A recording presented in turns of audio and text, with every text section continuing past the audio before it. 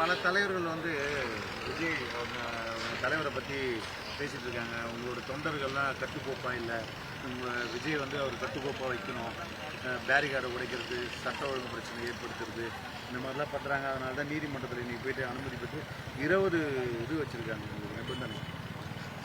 இல்லை, இது என்ன காரணம்னாக்கா, நார்மலாக இப்போ அரசியல்ன்ற ஒரு புதிதாக தொடங்கப்பட்ட இடத்துல இப்போ எல்லாருமே ஏற்கனவே ரசிகர்களாக இருந்தவங்க, நற்பணி மன்ற இயக்கத்தில் இருந்தவங்க இப்போ ஒரு அரசியல் கட்டுப்பாடுக்குள்ளே இப்போ வந்திருக்காங்க.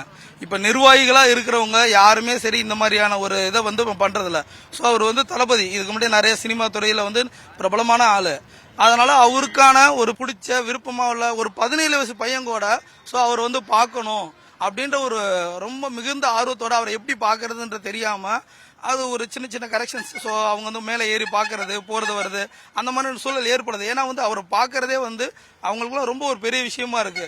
நாங்கள் இப்போ நம்ம நாகப்பட்டினத்தில் என்ன பண்ணியிருக்கோம்னாக்கா, இந்த மாதிரியான சூழல் எதுவுமே நடக்கக்கூடாதுன்ற ஒரு காரணத்துக்காக தனித்தனியாக வாலண்டியர்ஸ் நியமனம் பண்ணி கிட்டத்தட்ட 250 பேருக்கு மேலே வாலண்டியர்ஸ் ஏறி பண்ணி அவருக்கு சுற்றிலும் பாதுகாப்போம், யாரும் ஃப்ளெக்ஸில் ஏறாத அளவுக்கும் மேற்கொண்டு ஃபுல்லாக லைவ் லொக்கேஷன்லேருந்து எடுக்கிற எல்லாரும் மாடியில் எல்லா இடத்துலையுமே தனித்தனியாக ஒரு வீட்டுக்கும் ஒரு 5 பேர்ன்ற மாதிரி ஒரு நிர்வாகிகளை நாங்கள் நியமிச்சிருக்கோம்.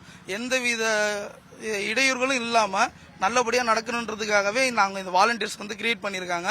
அதனால் இங்கே நம்ம வெளில எங்கே நடந்த எதுவுமே இங்கே நம்ம நாகப்பட்டினத்தில் நடக்காதுன்னு நாங்கள் கண்டிப்பாக தெரிவிச்சுக்கிறோம்.